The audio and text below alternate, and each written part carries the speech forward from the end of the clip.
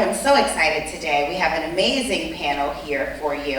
I'm going to let them introduce themselves a little bit, but I'll give you a rundown of who we have sitting here first. So right next to me, we have Patti Price. She is a casting director as well as a producer. And then right next to her, we have Justin Livingston, and he is an actor as well as an acting coach. And next to him, we have Matt Burke, an actor and acting coach as well. And then we also have Ian Russell, an award-winning voice actor. So we are in good company here tonight. And we're just gonna take a second to do like a little deep introduction of who you are. Let's start with you, Patti. Okay, thank you. I'm thrilled to be here. Is this on? Yeah, I think it's on. Okay, yeah, that one's on. So hi, I'm Patti Price. I'm here out of Charlotte, North Carolina. I have a studio in Charlotte, KP Film Studios. It will be a virtual production studio as of December. I'm super excited about that. So if you have anything that needs Unreal Engine, you can contact me. I am a producer. I started out in shorts and music videos, and I'm now doing several features. And I'm very excited to say that we have a feature that will be moving forward in April of this year in South Carolina. And it will be in the Charleston, Beaufort, I'm not sure, area. And it will be a full union film. So we're looking forward to that. Thank you. My name is Justin Livingston, professional film and television actor.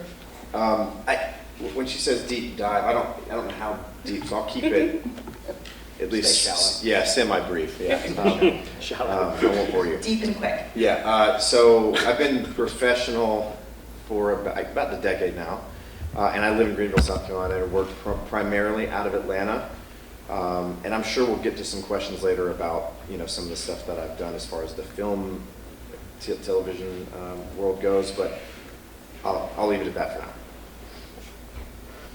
Hello everyone, my name is Matt Burke. I'm a professional film and television actor as well. I was a professional stage actor for 15 years before getting into film and television, so all told, I've been a professional actor for 25 years, and I'm also a professional instructor.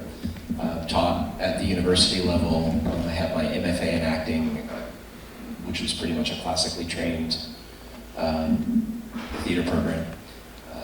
And I live in Asheville, North Carolina. I teach at and am associated with a studio called the Screen Artist Co-op, which is in Asheville, North Carolina. I'm also associated with Sable Studios. Bill Brucker is here representing the Sable Studios. He's here, so I teach there as well, along with Justin. Is this all working? Yeah. As a voice actor, I should know how to use one of these things. So I'm Ian Russell. I'm a Brit out of water here in the Carolinas. I've been here about a decade. My commute is about 30 feet from my kitchen to my studio, and I work with clients all over the world through the internet. I'm probably best known in the industry as a video game voice actor, and that's kind of, if I get involved in casting, that's where I get involved in casting. And you've won an award. 4. You've won an award? 4. 4 awards. Yes. That was a question. I would like to know what you won, yes. So in 2020, I won Best Male Performance in an Animation in the UK. Also in 2020, I won Male Voice Actor of the Year 2020. In 2021, I won Best Video Game Voice Actor Performance by a Male here in the US. In 2023, I won the same award again for video games, and sandwiched in between that in 2022, that's 5 awards, I won Best Narration for Cultural and Museum Events for my audio description of the Hans Holbein exhibition at the Getty in LA. Well done. That's cool. Well, as you can see, we are in some great company today. Let's just jump right in it. I want to start by asking about the types of auditions that you guys are seeing right now and your thoughts on them. Oh, sure. So I'll take that one. So right now, obviously, with the writer's strike, it technically ended. Obviously, there's still some litigation that has to go before it's official, but there's going to be a provision where you're going to be able to work under that provision. Writers are back to work. SAG is still striking, obviously, looking pretty promising. So I would say that that's probably going to be over sooner than later. So all of that to say, 0 film and television auditions on a union perspective. Not in the past, I don't know, Matt, probably 6 to 7 months, something to that effect. So it's been primarily commercials. And in Atlanta, most commercials are non-union. So you're seeing stuff for a lot of the big brands that you would think of. Costco is one that comes to mind recently. Charbroil, I think, is one that I did recently. So it's really just primarily been commercial stuff, but when the film and television comes back, it's probably going to flood us. So we're looking forward to that. That's what I've been seeing from a film and television perspective. Yeah, and I have no idea what your knowledge level is. I have been in crowds where people have no idea what SAG is, so forgive us if we, wherever we're speaking, I'm going to try to speak to let's say the lowest common denominator. So if I take a sidetrack to tell you what SAG is, don't take it as an insult, right? I'm just trying to account for wherever you might be coming to this conversation at. So the SAG strike is the Screen Artists Guild, Screen Actors Guild, right? That is the union for film and television artists, and that is the organization that is on strike currently.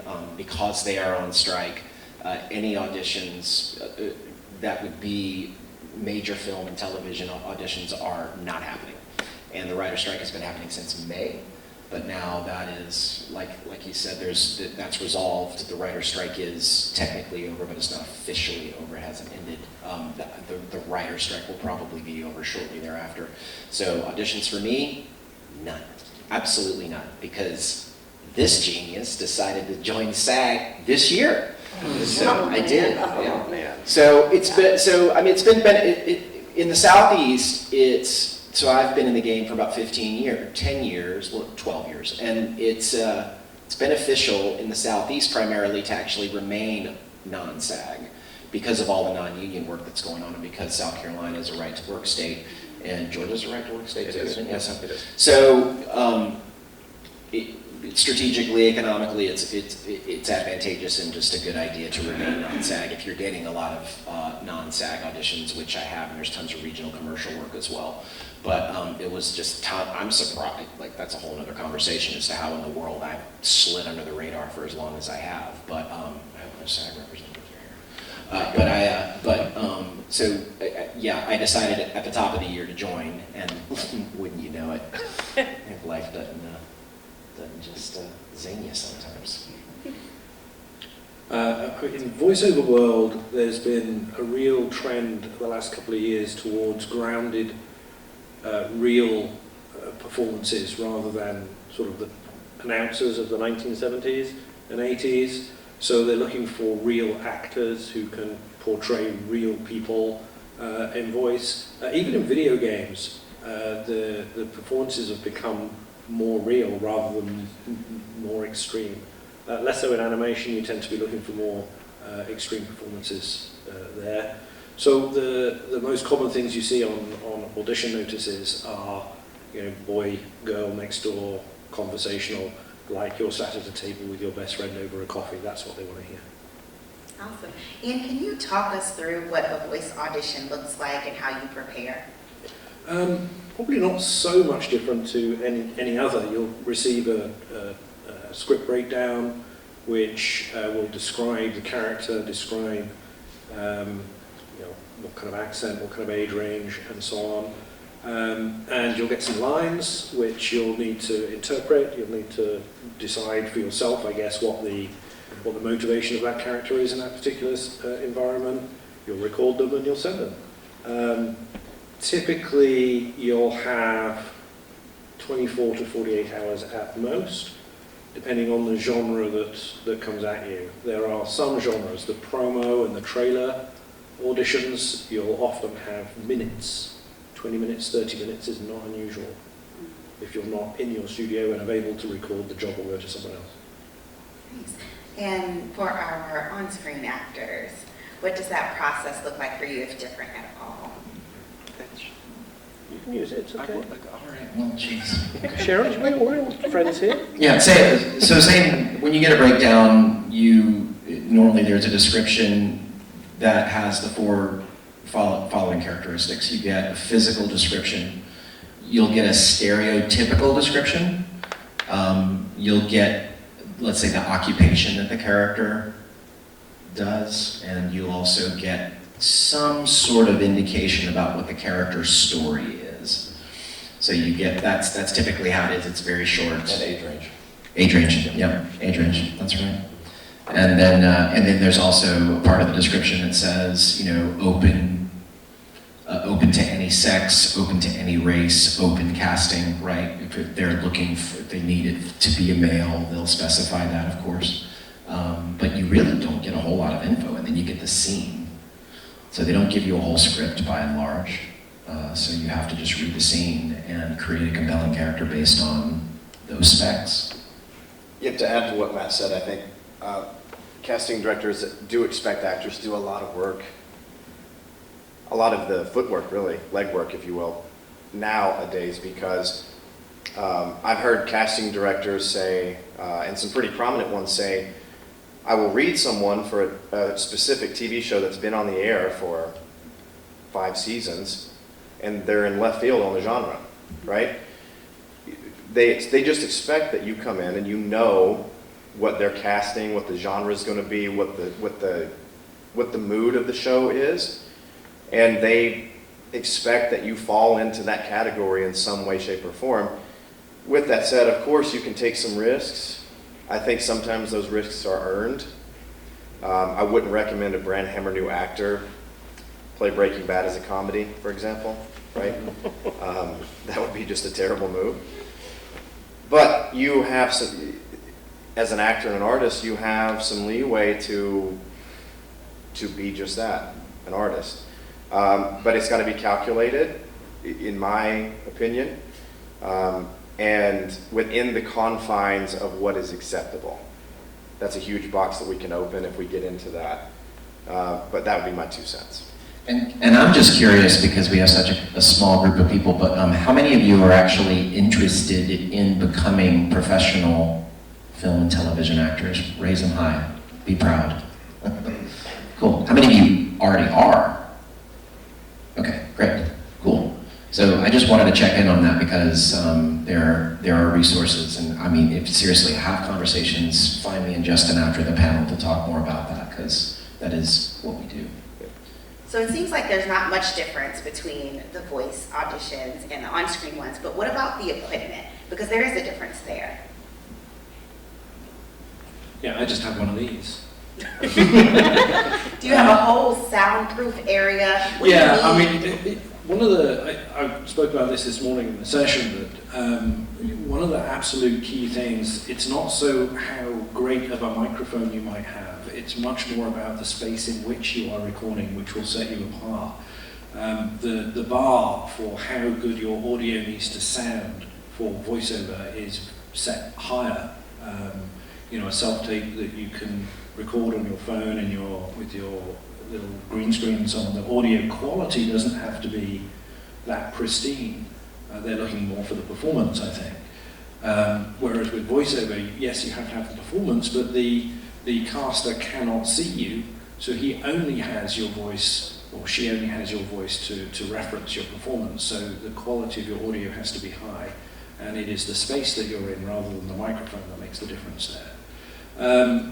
Sorry, I've lost my train of thought. I think the other main differences might be that you rarely have dialogue, and you rarely have a screen partner. Even if the script, the sides for, they say, for an animation, for a video game, is a portion of dialogue, they don't expect you to have a reader for the other part, and they don't expect you to include that in your audition. They just want to hear your lines. What you are given freedom to do more often, though, is to do a second take where you can really play off spec. I guess one of the advantages, I suppose, of voiceover is that you can be more than one character in a single production. harder for an on-screen actor. So just to give you an example, there's a game called Chernobylite that I helped voice 2 or 3 years ago. And in the beta version of that, which is when they're testing the gameplay, I played 22 characters. I played the antagonist, the protagonist, and the protagonist's companion, plus, I don't know, 20 odd other little NPCs. When they came to make the final story and the final game, I got to keep the 3 main characters. So I played the 3 main characters in one game, all with different characterizations and voices. So that's something that you can get from video games by playing with your audition, your second take. You'll often be cast for a role that you didn't audition for because they've heard your range. So what does that look like? You get a breakdown, there's 22 characters. Are you playing with pitch, playing with your placement? What do you go for first to kind of give us variety? Well, I mean, you're really focusing more on the main characters there, because in the beta version of the game, they're really testing the gameplay. They're putting up on a platform like Steam, and they're opening up to players to play the game, to try and break it, really. And so the voice performances don't have to be final in that sense. They want them to be good, but they don't have to be final.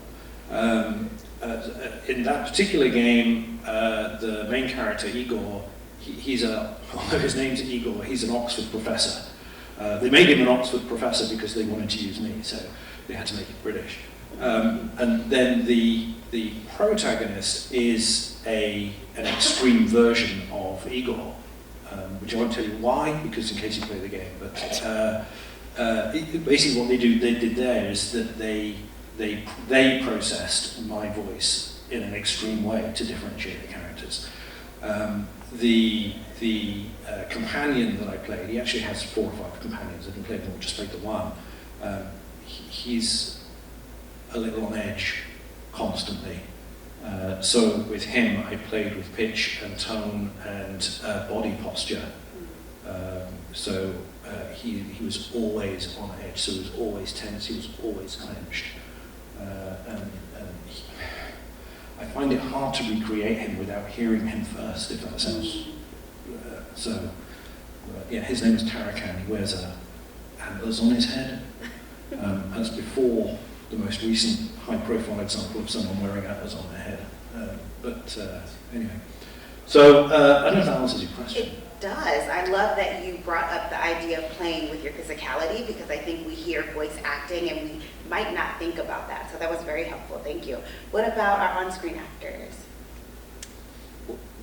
What's the question? I'm sorry, I've lost the equipment, the difference between which you So yeah, okay, when we get an audition, we typically, we have to, what is happening more and more is people are taping on their phones. There are quite advanced apps, if you will, that you can use on your phone, put on your phone and just get a tripod and tape yourself up against a neutral background. You need some sort of off-white, preferably, background, but really the rules of thumb is that they need to be able to see you and hear you. So you need lighting, and you need, I don't use a mic, but mics are encouraged to use, but you really can set up your own home studio to do self-tapes for auditions for about $150 to $200. The alternative is to go and pay a studio to do it for you each time, and that's $50 a pop, easy. Maybe 25, 30 at the cheapest, right? And if you're getting about 60 auditions a year, I think Justin and I get about that. Yeah, that's and so, pretty easy there. But I teach at the university level, and whenever I teach my students, I always teach them how to go about creating their own home studio that they can put in a closet. And what does that look like? We need that tripod, we need that backdrop. Your phone, right, is part of it, right? And you put it in the tripod, you put it on the tripod, so you got a tripod, you got a phone. If you have a room that has a lot of natural lighting, that I think is better than getting, what are the lights that you use? Softboxes. Softboxes, yeah. That you get 2 of those, and those you can put them on either side of you, and that will light you perfectly well. But if you have a room that has a lot of natural light, you can use that and not have to buy the light. So you've got your tripod, your phone, your backdrop, your lighting if you need it. And like I said, you don't need a mic, but if you wanted to get a mic for it to have a really, really good crisp sound, then a shotgun mic is the best option. And I have to ask, because you mentioned something about different apps that you could use. Can you give us some of those apps? Yes, so on an iPhone, Filmic Pro is one. Pro Movie is the best. Pro Movie is what all of my tribe use. It's free. It used to be $3, and now it's free. And you get an amazing picture, really, from that. And it's very, very user-friendly, very easy to use. Filmic Pro is another one that's like $15, but that's a rather advanced app. But still, if you're someone who actually likes to make little movies and you're, a geek that way, then Filmic Pro is a great app for that option. What are the other ones? There's a few more. I mean, iMovie or the i version on the iPhone is a good one. But something very important to point out, that the huge disparity between what Ian does and what we do is he's typically reading what we would call a monologue, but I don't know what they call it in VO. Sides or just an just your sides, where you have no dialogue, so you don't have a reader or a partner. Correct. There can be dialogue, but they don't expect you to have a reader for the secret screen partner. Fair. So in film and television, you will exclusively. You need another human. You need another human. Almost all the time. You can speak to this, I'm sure, Yes, when you see auditions. So, man, one of the things that I've seen a lot of casting directors do. So, in case how many of you guys have put a self-tape together or gone into a room with an actual casting director? Okay, cool. Yep, Scotland back there. So the huge difference now is that even in Los Angeles, I don't know if you guys know this, they don't go in the room anymore. Ever since COVID, they came back, they were doing self-tapes during COVID. They decided to keep that format. They were seeing a lot more actors, and they were seeing them when they wanted to watch them. It just worked out better for them. Well, if you think about it, it's probably 100 times more efficient. You can see a lot more actors, and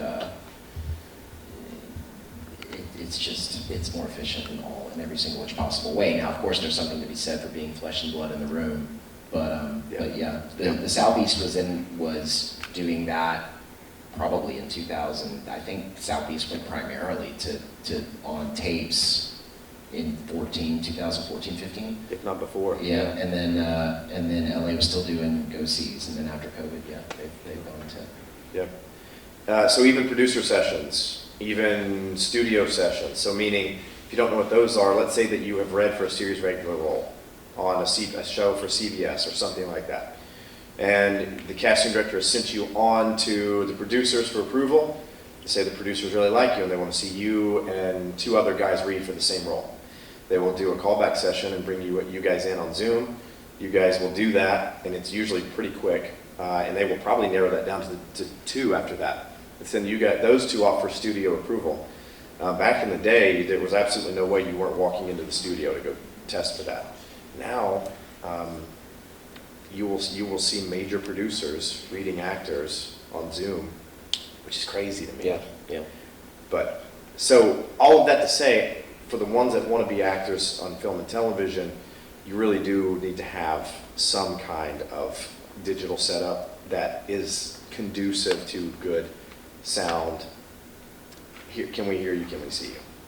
And what about these quick turnarounds and navigating that with getting a reader? Are we calling up family members? Are we using We Audition? So you can call.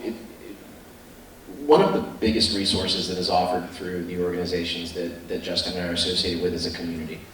And that community I watched build go from nothing. In 2011, I was about to leave Asheville because I moved to Asheville because it's the only place I wanted to live. And I thought, what have I done? I'm out of my mind. I need to go to Los Angeles. There's nothing here. And then I essentially went to do theater for 6 months, came back in the spring of 11, and I had a feeling in my gut, if I'm being really honest. I landed, there still wasn't anything on the periphery or in the radar, but I felt in my gut that I was where I belonged. And then within that year, 3 places popped up, 3 studios popped up teaching classes for film and television. And that's where I found John Minnick at the Screen Artist Co-op. And I've watched over a course of about 12 years this surprisingly robust community form. I mean, it's really astonishing how many people have sort of gathered around and are now represented professionally by this agency. And there's another agency now forming in Greenville that is intending to do the same thing. And so when finding a reader is, you know, quite easy and simple, you know, we're supported in that way. There's like a roster that you can just tap and say, hey man, I need you to read. I read for Justin a lot. Justin reads for me a lot. It's pretty easy. But if you need to, the worst comes to worst, you can call somebody and have them get on the phone, and you can have them read over the phone, or you can Zoom them in and have them read over Zoom. That works as well. Can I ask a follow-up? This is not my normal world, but how important is the quality of the reader, and do they need to be heard too? Patti, do you want to answer that question? Yes, I have a couple of comments kind of going back to what everybody's been talking about, because I do a lot of casting as well. And two things that have really popped into my mind. Make sure, one, that the role does go to you. I have had people submit auditions for every single role. And they just came across as a joke to us. So please don't do that. And they also lied on their resume, because that was an easy check on IMDb. And then we've had people send in auditions where they're taping in their bedroom, and we can see that. That's an issue. One that we had that was landed the best was that it was a magical TV show, and it was actually a fight. And only one actor out of everybody simulated the fight. He was cast. Because no one else even went there in it. They just stood there, very still. But sometimes the reader, they're so encouraging. It's usually, you can tell, it's like a mom or a dad or a brother or sister, a family member, and you can tell that they're rooting for their person, and they're trying really hard to act too, and it doesn't come across very well. So you need having someone professional across from you is definitely wonderful, because it does make a difference. And just kind of going along with that, when you're submitting auditions, if you're on Actors Access, etc., please have a reel. Because when we get like 300 submissions for one role, and all you've got is a headshot, and then your audition, we're probably going to look closer at those who do have a reel. I know we do.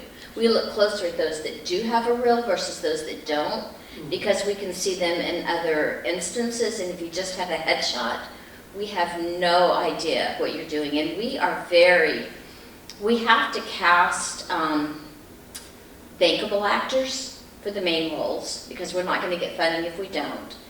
But we so want everybody to succeed. So we want to introduce new actors. We're very big about that.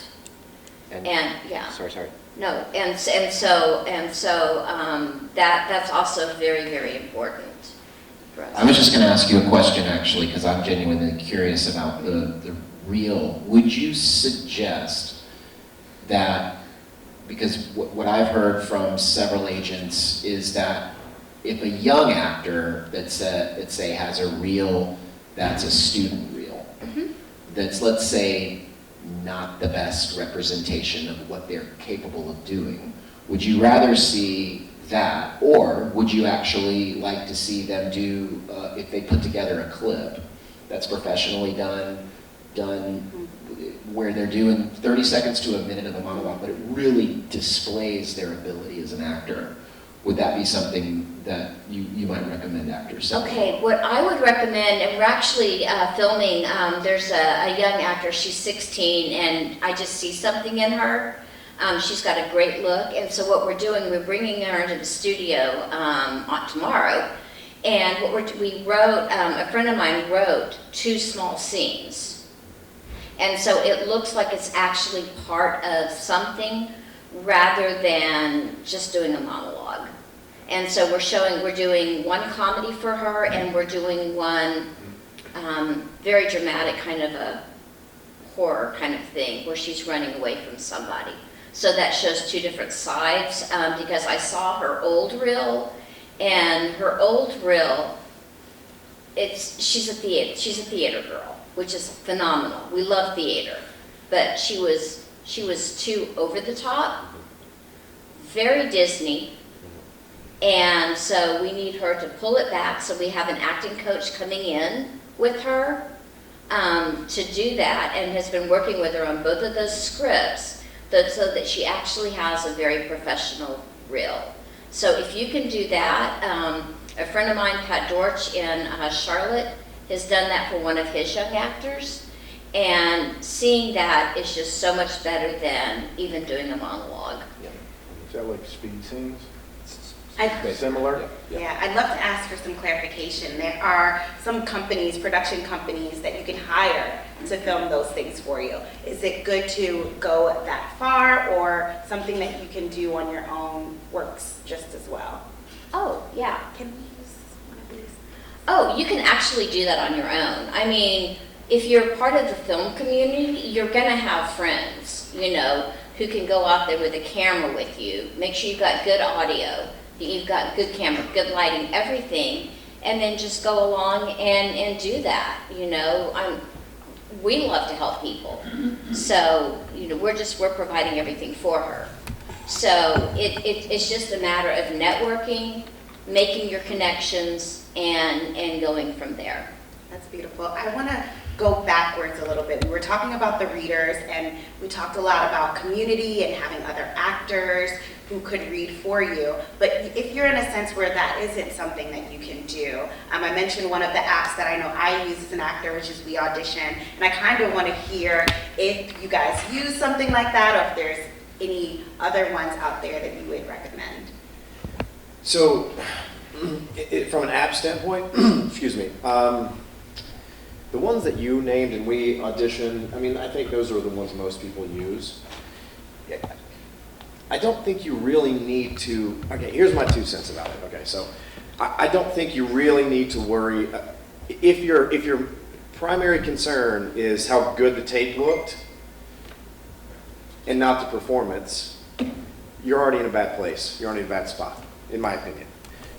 If we can see you and we can hear you, and the color grade on it isn't so off that we can't, you know, even like tell what ethnicity you are or something like that, as long as it's clear, the sound is clear and we can see you, and the frame is standard from here up, right? As long as we're looking at that, let it be, you're good. And a neutral background, if at all possible. Yeah, standard framing here up means chest up. Yep. It's a close-up shot. Yep. That's how you're going to frame your auditions. Just if they don't give you any other information, that's how you're going to do that. So for me, it's performance absolutely first, and let's capture something on screen. I can tell you when I've worked with newer actors, and we film something and they want to watch it back, their first comment is, "Oh man, my hair right there is," and I'm like, "What are you talking about? What are you talking about?" So the only reason I bring that up is I don't want anyone to focus. You do have to take care of what you got to take care of. You have to take care of the production part of it. That's just what it is nowadays, and you're just expected to do that. When you're in a community, being seen and heard is really the most important thing, and without anything interfering with that. When she said, if she can tell you're in your bedroom, you know, you don't want the eye to go anywhere else other than to your base, right? So no loud patterns, no loud colors. It's typically dark, earthy, muted tones, solid colors. Why? Because the eye goes to your face when you're wearing those colors. If you're wearing loud patterns, if you're wearing logos, if you're in your bedroom, they probably saw something in the bedroom that let them know they were in the bedroom, which took the eye away from the face, right? So that's the neutral background is there, and those colors are there so that when anyone looks at an audition, their eye goes to your face, which is where you want them to go. And I have one more comment on that. What we like to do is we offer them 2 takes, and we ask them to make different choices. Well, I've rarely seen where 2 different choices are made. And what does that tell you? They're a one-note actor. So definitely, if you make distinct different choices in that. And I work with a lot of students who, when working with that note in particular, they think they'll do 2 takes that are pretty much the same, and then they'll be done, and I'll go, did you think that was different? Yeah. Being on this side of the camera and thinking you know what's what, I cannot tell you that the camera is the greatest teacher you will have. Putting something on camera and watching yourself back, and just, the greatest athletes ever watch themselves for hours on camera. They're watching their mechanics, they're watching how things turn up. It's the same thing with acting and watching yourself back on camera. And that's for some people, that's a really weird thing to watch themselves back. It's always a little bit of an initiation thing that happens watching yourself for the first time on camera. It's a thing. Get over it. get over it, push through it, and watch yourself, because that really will teach you more than anything anybody else can. It's the same in voiceover as well. If you're going to give 2 takes, your second take needs to be demonstrably different to your first take. First take would normally be on spec in the accent, emotion, whatever. And when I talk about doing 2 takes, if you're good at accents, do a whole different accent. If you're not, then choose a diametrically opposite emotion or motivation for it. When it's just your voice, and particularly with things like video games, if you can show in 2 takes a wide range of vocal and emotional range, the chances of you getting hired, even if it's not for the role you're auditioning for, improve immeasurably. That happens so often to me that I end up, I don't want to dominate here, but over the last 5 years, 120 video games, over 200 characters. That's like not quite 2 characters in every game. Well, why is that? Because I try and show range, and so I get maybe a main character or a narrator, and then I get 2 or 3 non-player characters as well. Like 22, Blacktail, 9 characters. So showing your range is really, really important. So for my coaches, and even for you, Patti, how would you encourage an actor to find those different versions of that script? I was just about to say that young actors in particular, not just young ones, but especially young ones that are coming to this for the new time, for the first time, or they're new at it, they'll read a script and they'll make a bunch of decisions and assumptions that a character can only be this way. The cognitive brain takes over because we're hyper-trained when we're solving problems to look for the one right answer. And it's one of the most difficult things to kind of dislodge and have them unlearn what they had learned, but to get away from thinking that way, approaching problem solving from the perspective of there's one right way to do this. I try to know there's an infinite number of perfect ways to do it, right? So to get them out of thinking, because they'll read a script, and based on the reading, they'll make 100 decisions based on the dialogue that are completely not obvious. It's just an interpretation, like Ian was talking about earlier. And so one of the things that I work on immediately is it's funny because he was talking about posture affects the voice. I work on posture, breath, sound, and facial expression. And one of the first things I do is take my students through the 9 different primal ways of being. And we go through rage, sorrow, fear, vulnerability, joy, disgust, apathy. And I basically have them hold the posture, do the breath pattern, get the facial expression and the sound. And if you can, that's a really good way to sort of start. And then, I'll have them do 3 different ways of being for a take, and then 3 completely different ways of being for another take. That's kind of how I've systematically broken down a way to have 2 completely different approaches. So, excuse me, I thought about something recently I think is extremely interesting. I've wanted to have this experience for a really long time, and I finally did about 2 weeks ago. And the experience was I wanted to see a lot of professional actors read for the exact same role, and I wanted to see what 60 tapes looked like. So I don't know if you guys know who Erica Bream is. She's a casting director in the Southeast, right? So we formed a relationship with her, and I was doing one of her classes recently, and she's doing this You Be the Casting Director thing. This latest iteration, she decided to open it up, and we wanted to send every tape to everyone participating. I was hoping I wasn't going to see what I did see, but also hoping that I would, because it's a competition at the end of the day and you want to be the best. But what I saw was what I hoped I wouldn't see, and that was that everyone thought that they were making extremely unique choices, and I watched the 60 of the exact same tapes. The exact same tapes. And I don't mean from a trained eye, I mean a layperson would have said that was the exact same thing. I watched 60 times. Where do I even go from here, right? If I was the casting director, my first thought would have been, lay them down, throw some quarters over them, whatever they land on. Well, those 5 are fine. And I can tell. I'm guessing that's what you live with every day, Patti. Yeah, you see this, right? So, Yes. So, a lot of coaches talk about standing out, and you don't want to stand out in the wrong ways. For sure. Yeah, right? And I think there are some appropriate ways to stand out that fit within the framework of what you're trying to do. If I would have watched one tape, the tape was, just to give you a gist of what it was a lady that had a night with a male that she'd never really done this before. She found herself kind of unattractive and was kind of shocked that he was still there in the morning. And so she was kind of scrambling around, and the line when she came back was, "Am I ever going to see you again?" And then he says yes. And so that's kind of the scene. Every single actress had a bag on their shoulder, and I'm not joking. And they took one step towards the side of the frame.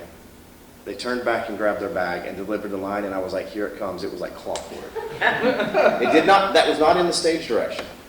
So the focus for everyone was, I'm going to do something unique with like the bag or a turn or something, and sometimes those things can absolutely work. I did not see one person give any depth to that performance at all. And I hate to say that, but I'm going to say it because it was absolutely true. If I was a casting director, I would have wiped all of those and had people retape. All that to say, I think making very specific choices, specificity being the key word there, is what makes you stand out and going deeper. I so wanted, when she made the turn and grabbed her bag and looked at the guy, am I ever going to see you again? I wanted to see the weight of the world on it right there. And I never once saw it. If those are the choices that give the substance to the thing, I'm sorry I'm rambling, but I just thought this was so interesting. And I think this is what you guys are up against. But it can be a good thing because you can overcome that, right? The odds are not for you, but they're not necessarily against you, right? It's just some things to think about. I think that was great. You talked a little bit about how to get away from that, which is specificity. Do you have anything, Patti, that leans into what you think actors are doing to bring forward that specificity so it's interesting and it's different for us to watch? Right. The one that I remember the most was when Jake actually was physical in the fight. That's why I mentioned the reels, was because we do see a lot of the exact same thing, and then we'll go, okay, well, you know, these 100, 200, they're completely out. They're just not right for the part. And then we'll narrow it down, maybe, 10 or 20, and then they're like you said, they're all the same. So what do we know to go with? So then we have to go to your reel. So that's what absolutely makes a difference. And one thing that we do look for is, are you training? Because if you just think, oh, I'm just naturally great. If you're not doing the work, if you're not getting the training, then that shows us that you're not serious. Because to be a serious actor, it is a full-time job. It's not something you can just say, oh, well, you know, I'm great. Let me go out there and show them what I can do. It's not about your social media presence. It's not about anything else. It's about, do you put in the work? And I was talking to a new prospective student the other day, and she's very serious about it. I can hear it in her voice. She really wants to do this. Very young, no experience. And I like to tell people coming in that if you really want a goal to shoot for, get 10,000 hours of practice. And some people say, that's a lot. I said, yeah, it is. How long does it take for cooks to become great chefs? How long does it take an athlete to become great at any one of them, right? It takes that long. If you want to develop, it requires a level of self-mastery. And it's its own thing. There's nothing like it. But if you think about dancers, they're in the studio every day. Musicians, going through their scales every day. But actors are a different breed. Actors can sit in a room and talk about acting and think they're getting better at acting. It's really fascinating. But one of the things that I really have tried to do is develop a set of practices that I can give my students to say, do this, work on this. I think for me as well, I think it's interesting that here I am almost a decade in, and I think I'm doing more training now for specific things than I did when I was 2 years in. Yep. I think when I was younger, and well, not that, you know, even then I was older than most of the people in the room. But when I started out, I was like that. I was probably a decent, natural actor, probably not actually.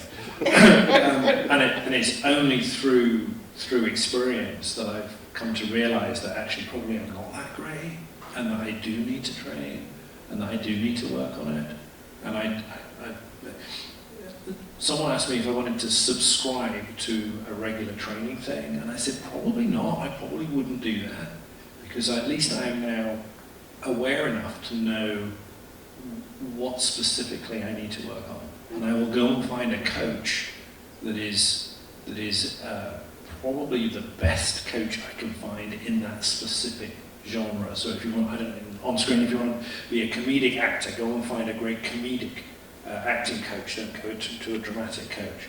So I've been faced with opportunities in the movie and in the movie trailer and TV promo market, which is a very, very hard market to break into.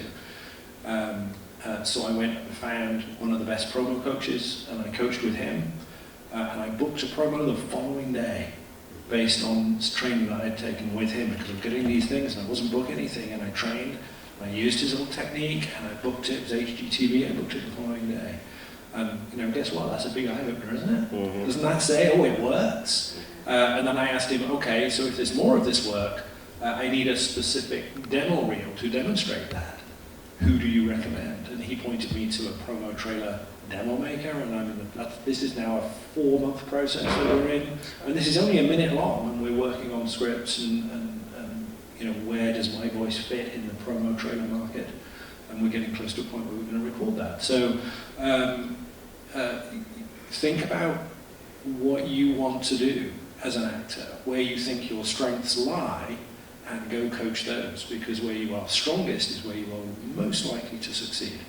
Ian, that brings up a good point. When do you think, and this is for everyone, when do you think it's best to be focused on those group classes versus those individual classes or coaching sessions? Well, I want to say, first of all, for those of you, because I run into this a lot too, if you are in a position where you can't necessarily afford to take classes of any kind, or afford a coach, or afford classes, for film and television, get that studio. Or just start with your phone and start taping yourself. You can find scenes online. You can Google film and television scenes. You can find scenes, and you can start at least there with yourself, taping yourself and watching yourself back. Even if you don't have a reader, even if you have a bad reader and you're using your mom or your dad or your encouraging coach, whatever that is, right? But no, seriously, it's a place to start. Watching yourself back on camera and just starting to learn your framing. Starting to get the medium, right? Storytelling in a frame. You can teach yourself a lot when it comes to when it comes to acting classes, I think group classes are always, are always ideal, because you learn so much from watching other people do stuff. You learn the nature of the beast, of what it's like to be up, let's say, under the lens, and you see what other people do, and I think you can learn a tremendous amount from that. So group classes, I think, are always recommended, and I would always recommend that if you can be in a group class, be in a group class. If not, then private coaching. I coach privately on Zoom, and that actually is quite conducive to film and television, because you've got a built-in frame, and I'm in my frame, so I can demonstrate what I'm maybe wanting from you, and it's actually a little bit more efficient than coming into a class and everybody having to get up and off up in front of the lens. And I mean, in voiceover, there are 2 or 3 organizations that arrange coaching with some of the top casting directors, the Disney casting director, the Pixar, and they'll sell maybe half a dozen reader tickets where you actually get to read and be directed by the Disney lady or the Pixar lady, and they're probably $300-400 a pop. But they then sell watcher tickets for somewhere between $50 and $100 typically. So you get to be in the room and see how that director works with talent, and you can learn an enormous amount from that for a fraction of the cost. Where can we find those? Can you share some? The one organization is the VoiceOver Network, and then there's Gravy for the Brain, where these people call their businesses strange things. Both of those are UK-based training organizations, but they're internet-based, so they work in the US just as well. And then there's something called the Global Voice Acting Academy. All 3 of those are subscription-based training organizations, but you can buy one-off workshop things you get a member discount if you remember. So, but the internet's your friend there. And lots of other local, smaller places will do these things too. Yeah, I had a friend of mine who is an actor, and she decided she wanted to come on the other side of production, see what it's like. So I shared my breakdown services, the auditions with her, so she could see what was being submitted. Wow, it was an eye-opener for her. So if you get a chance, just volunteer whatever you can do to work as a casting assistant. You'll be amazed what you will learn. Putting yourself in the other person's shoes. Yes. I think you made a good point, Matt, about being able to learn from other people's experiences and watching people. I would love to hear some specific moments where you found growth for anyone, maybe with a mistake that you've made in an audition process. I'll let you take that. Mistakes? What do you mean? Go ahead, Ian. Go ahead. Well, no, I'm going to reflect back on that promo thing again, because for me that was a real light bulb moment.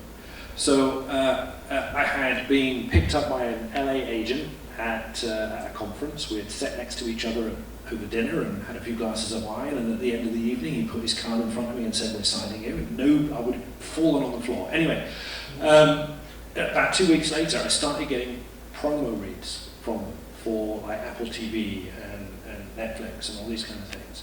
I'm like, I don't know what I'm doing. These scripts are like 4 lines. I have no idea what I'm doing. And then I mentioned the VoiceOver Network, and they advertised a conversation with a promo guy called Jack Daniel. No word of a lie. His name is Jack Daniel. So I went and listened to him, and then they offered the paid workshop following it. And I'm like, I need to do this. I think I need to do this. And during that, here's one little thing that he said. So you obviously, even in the 4 lines, you were looking for the story. But then at the end of it, he said, promo, one of the key things for promo is the speed. They've got like this amount of time, and your read's got to fit that. And you've got to do it quickly, because you've got 20-30 minutes to get the audition back. So he says, you read the script 2 or 3 times, and then he says the tagline at the end, what he calls speeds, and you announce it. You say speeds, and then you take that tagline in 4 or 5 different speeds, slower, faster, faster, faster, faster. So you're demonstrating to the caster that you can get the words to fit. which is so important to them. And it's the first time I'd ever heard that in a coaching session. I thought, wow, that's different to everything else I've ever heard. And like I said, the following day, HGTV came in, and I said, speeds, renovation 1, renovation 1, renovation 1, renovation 1, and I booked it. So in terms of an actual learning experience that changed how I do things in the booth for that particular genre, I can't think of a better example to show how learning can change things and can earn you money. I've been thinking about a way to articulate this, because this is something that is better gotten apprehended rather than comprehended. In other words, difference between knowing the path and walking the path, if you will. But a lot of actors think that it's their job to just be believable. They think if I'm believable, that's the Holy Grail. And no, that I say that's the baseline. You're storytellers. Now, that may be obvious, and I say this to people and they look at me like, yes, and? It's like, yeah, so what is a story in essence? It's about people going through changes, transformation, and finding, even in a minute. It's one of the first things I do when I work with my students is I give them minute-long speeches and I say, find 2 big, huge, dramatic, undeniable changes. And it's the weirdest, they short circuit. It's like it's so, for whatever reason, it doesn't compute in their body, because they're trying for what they do to feel right and to feel natural. And I'm like, this is not natural. This is weird and bizarre. This is strange by nature to do what we do. Get over trying to feel right. That's not the point. It's not about how you feel. Sorry to break that to you. It's about what the audience is feeling. And if you're just trying to be believable, and you're believable the same way for a minute, it's boring. It's not interesting. And so finding those dynamic changes, finding where the character goes, say, from this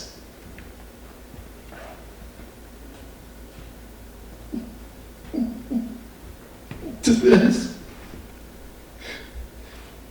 I have no idea how good that was, but that's the idea, is to find, right?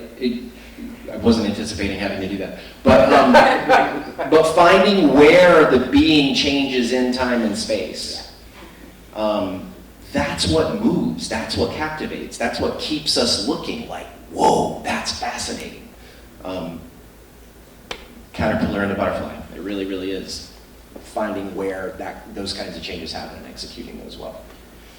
I think I can offer something really quick here. I was trying to think of specific examples, like physically in class and things, and I can think of some things that have happened on television sets. I don't know how interesting those things would be, but I think this is one that has stuck with me over the years. I heard Robert Downey Jr. say in an interview probably 10 years ago, he said, I've never met a single one of my heroes that hasn't immediately let me down. And what he means by that is that he was like, man, they're human?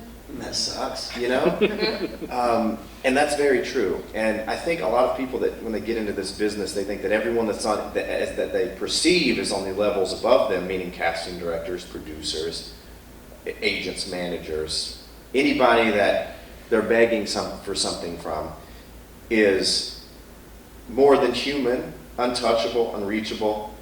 And in my time doing this, I have found that he was 100% right.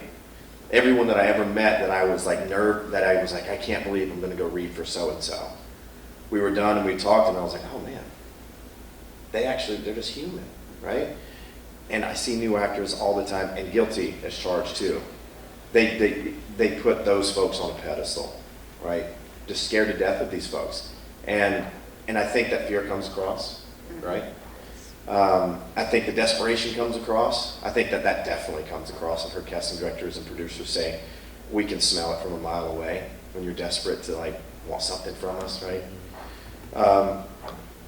Trying to avoid those things, it's very hard as a beginner because you want this so bad, but at the same time you're like, I don't want to leave a bad impression. And then all of those things intermingle to sometimes do that. But that was a mistake that I made when I was first coming in. I was like, it felt like I was here and it was somewhere in the universe over there, and I didn't realize it was actually just sitting right here. It really is that close. We talked a lot about experiences and do's and don'ts and things like that. I would love to kind of switch the conversation a little bit, kind of put some weight on you, Patti. Okay. If you could talk about what you're seeing right now in terms of trends with the projects that are now out there and what people are auditioning for. Well, it's kind of hard right now because things are a little bit in a slowdown. I will talk about one thing that's very important that a lot of actors may not think about. Watch how you act on set. Because if you are difficult, if you are not nice to crew, the word gets around. Because one of the first things that we do when we're looking for casting anybody, the director will call around and say, how were they to work on set? There was one woman, my dear friend Deborah Pratt worked with, on set one time, and wardrobe sent over her clothes. She refused to come out of her trailer because she thought that size was too big for her. And so she pitched a fit. Everything was on hold because the actress would not come out of her trailer. And so finally, after hours of negotiating, think about how much time that costs on set, they finally said that, okay, wardrobe will cut out any size tags. How much do you think that actress is working now? Yeah. Not at all. So think about when you're on set, think about the crew. Yep. The crew have been there at least 2 hours before you. They've been working so hard before all of this. And they'll be there 2 hours after you leave. They will, they will. So if they get to eat first, let them do what they need to do. Be kind, be nice to literally everybody, because that one person that you say something wrong to, I promise, that will get around and it will come to bite you later on. 100%. So true. Anyway, in a way, it's kind of sad, isn't it, that we have to constantly remind people Yes. to say please and thank you and hello and goodbye and to be easy to work with. Mm-hmm. And I'm sure everybody here is that person. I'm sure they are nice on set. But I do hear people saying that a lot. And I find it kind of, it's a little sad that we have to tell people and remind people about that. But it is so important. Is there any kind of feedback process that happens, whether on set or for auditions, for the actors? I wish that there was. My kids were actors when they were younger, and you would never hear anything. It was be like, okay, well, I either got it or you're not, and you have no idea why or why not. And so I'm more in tune with that because I saw it on the other side, but that's the hard thing. The best thing is after your audition, just forget you even did it. Because the odds of getting hired for one position, you may be the best actor in the world, but someone has just a little bit of a different look. They have a different connection. There are just, oh gosh, there's so many, other things that can happen with it. It's just not that deep. It's Yeah. not a rejection of you. No, it's definitely not. It's definitely not. And I wish I could, give everyone feedback. The only thing that I cannot cast is kids. Because if you ask me to bring in 10 4-year-olds, we're gonna have 50 on set because, I mean, come on. How cute are they? You can't say no to these kids. Yeah. How often are you seeing actors who are not represented? Rarely. Most actors have, and everybody like is so worried about getting an agent. I mean, an agent's great. Absolutely, 100%. They're the ones that are gonna get you out there. You still have to do your own work and look for, you know, the connections, the auditions yourself. But most people don't think about getting a manager. And a friend of mine, Tina Treadwell, who is a manager, she said that's one of the things that actors need to focus on. Well, how do I find a manager? That's a lot harder than finding an agent.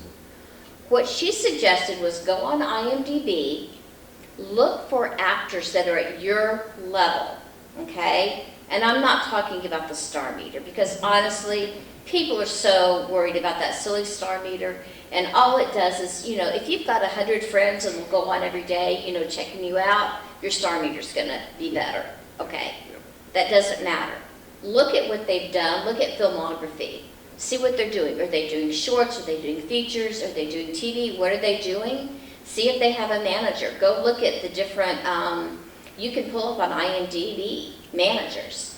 Go see who they're representing and then go ask them, because that manager is going to be working for you specifically rather than an agent who gets, you know, so many casting calls and then they'll send out whoever they have.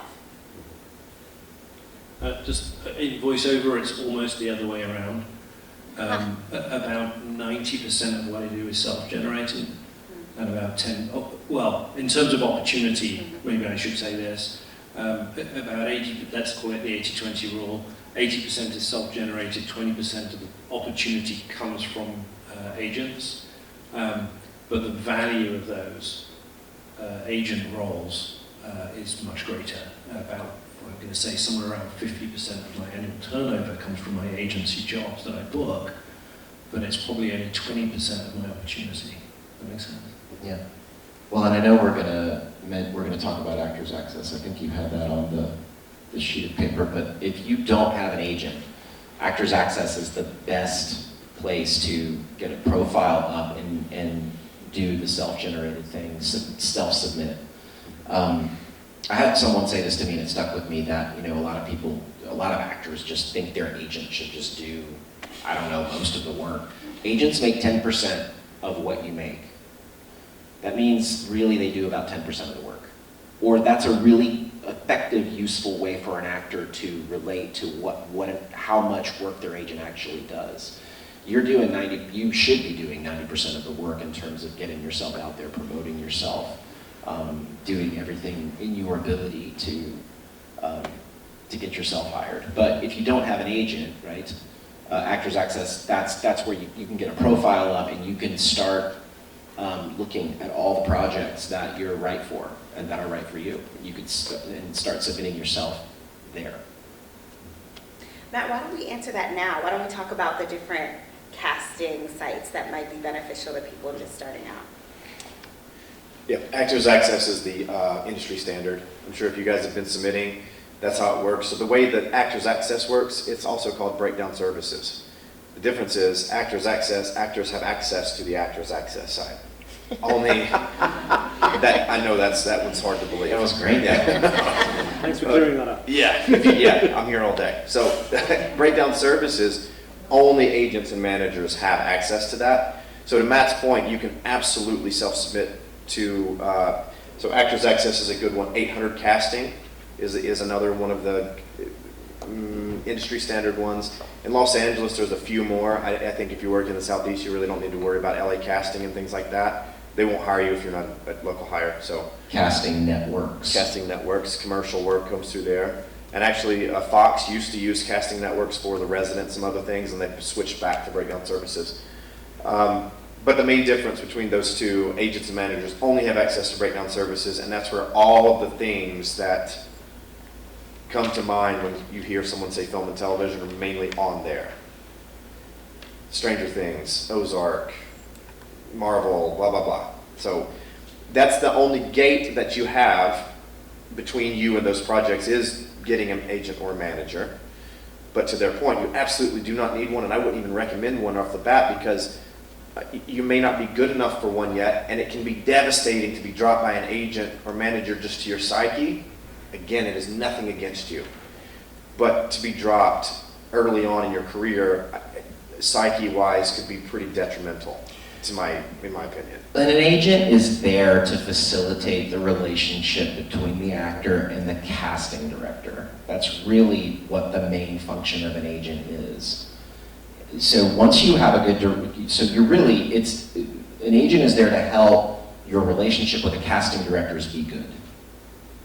Because once the casting directors know who you are, you're more than 50% of the way there, because then you're in, once they know what you're capable of and they have a rapport with you, then all they want to do is find the best actor for the job. And if they know that you're good and can be counted upon to show up and do A, B, and C, you're going to be in their mind, and they'll start contacting you after a while, right? So agents are there more or less to facilitate that relationship. And when you start putting auditions on tape, that's in essence, that's your first impression for a casting director. And I've heard this, I wanted to make sure that I said this. When you audition for something, you're not auditioning for the role only. You're auditioning for the casting director who casts hundreds, if not thousands of projects. So if a casting director looks at you for a project in a tape and it's like, not right for the part, but if your audition is good, then that casting director will be like, that's a good actor. Not right for this project, but that's a good actor. And they're going to remember that. And that's all they want to know is, where are the good actors, right? Just wanted to make a point to say that. So if we're switching the goalpost for the new actors from gotta get an agent, to something else, that 90%, we know studying is important. What else is important? Connections, networking, getting out there and meeting people. A friend of mine is a casting director. She did Better Call Saul and a bunch of things like that. She also coaches actors. Now, when it comes to casting, when it comes to, oh, we've got a table read, whatever we have, who's she going to go to? Her first thought is who she is coaching because she knows them. So get out there and put yourself in front of people. If you don't get a role in something, and then you go on and you're booking things, you're doing well, why not reach back out and say, hey, this is me, this is what I'm doing now, because oftentimes, unless someone is right in front of me, I don't think of them. Even though they could be phenomenal for the role, they're not at the front of my thought process. So always put your stuff out there. Do as many things as you can. Do student films. Anything to help your resume. Get out there in the community, but don't just. I've seen so many actors who don't move beyond their community. Yeah. And they just stay in their community, and they only have an agent in their community, they only work in their community, and the only ones that are making it are the ones that are getting agents elsewhere. So not just in Charlotte, but also Atlanta, and also Baltimore, and also, everywhere else. So you've got to get yourself out there, because that's how you move forward. And there is this pattern, and I've seen it everywhere that I've lived. There is, there's always a group of people that get cliquish, they get insular, they do work, but they only do work, they do non-professional work, and they stay in that group, and I'm just gonna call it out. They don't go beyond that group because it's safe. Because they all it's more about the social aspect of it. It's more about hanging out, being friends, and yeah, they do work, but they're they're not interested in growing. That's something that I see in a lot of those groups. And really they're afraid to take that risk and that leap because it's a huge risk. You're putting yourself out there, you know. And I'm not saying there's anything, by all means, have your social groups, and if your social groups create art, great, fantastic. But just be straight with yourself and know, like she's saying, the communities are out there, they're available. And I would just say, and I would invite you, if you're like, I don't know where those communities are. Justin and I imagine, I think we might be able to help point you in a direction where you could. And I'm not, you know, I know of communities that exist beyond the ones that I'm a part of. And so if you want to find what's beyond the wall, right? I'll do everything I can to help you do that. Yeah. Yeah, it really does make a difference. I know an actor, she went to Sundance, to a party there. She happened to meet a director of a film that was coming up. And guess what? If she hadn't been there and had not met that director, she would not have become the lead in that film. So you never know who you're going to meet where. So get out there and go to film festivals and just meet people and connect. A couple of quick points on that, if I may. Networking, generally speaking, don't make it about you, make it about them. So if you're That's a great point. That's a great point. If you're going into an environment where you know that certain people are going to be there and you want to connect with that person, make it your business to have found out a little bit about what they're doing. I do this on LinkedIn a lot, remotely. You know, if you want to connect with someone on LinkedIn, a lot of people will accept your connection, and then what you need to do is develop a conversation with them that's, you try and I suppose if both people do this, you making it about them and they're making it about you, it kind of works both ways. But be mindful that they probably are interested in you, but you will come across as more interesting if you are interested in them. It's a weird sort of thing. And the second thing I wanted to make, you were talking about getting to go into workshops with casting directors and so on. Think about it from the casting director's point of view for a moment. Why is a casting director choosing to take time out of their already, I've got to review 1,000 auditions every day environment, to go and coach people they don't know? Why are they doing that? Because they want to find new people constantly. And so if you train with these people, they will remember you if you do a good job. I can think of so many examples. Anybody know the game Raid Shadow Legends on mobile? Yeah? Okay. So there's a trailer coming up. Anybody know Kyle, the Dark Elf, one of the characters? Yeah, I don't think they have voice lines in the game, but in the trailers, they're now giving them voices. I'm going to be Kyle. I know, look at this. Like that piece. Yeah, I was looking at him because I like young people who's bad at their games. I think I've heard the name of the game, I've never played it, so... Oh, okay. So he's a Dark Elf, and so we've done the first trailer for him, and I had an email over the weekend. They've got more for you, so I've just put that in. And I met that casting director through workshops that I did with him, and then he's cast me. He cast Lord of the Rings stuff as well, and I'm a Brit. I like medieval stuff, Game of Thrones, Lord of the Rings, Harry Potter. Brits, they need loads of them, don't they? And what he said to me was, Lord of the Rings, this particular franchise that he works in, he says they keep wanting to go back and use the same people, which is a good thing for those people. And he says, I'd really love to get you in, but it's hard to persuade them to use a new person. But once they have used a new person, then you're in. Yeah. And I think that chimes across all these things. Through your networking, make relationships with people who can cast you, but not because they can cast you. Yeah. If that makes sense. So we're networking, we're meeting people. You said something about sending an email to follow up. Are you guys sending emails and postcards? what's your preferred way to follow up with industry professionals? So, okay, here's kind of something that has been semi-successful for me in the past, is that, so postcards, yes, feel free to send those, and casting directors' information, producers' information is out there, you guys can find it. Will they ever see it? I'm just gonna be honest, the likelihood is very low. The postcard thing is kind of something the generation right before us coming up did, because you could drop one off as you were leaving their office, right? You don't go into their office anymore. It's going to be rare that you will see a casting director in person unless you come to something like this nowadays. And just to clarify again, for the lowest common denominator, and by that the people who have no idea what the hell we're talking about. Yeah.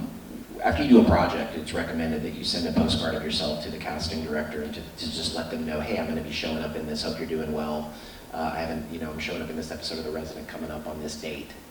So you keep in their mind, and casting directors watch things, right? So it's an old-fashioned thing, but I've heard that they really still like that, because most of the casting directors aren't that generation, and they really appreciate it. So, to that point, one of the things that I've tried to do is I will audition for each casting director differently based on what I know that they particularly like.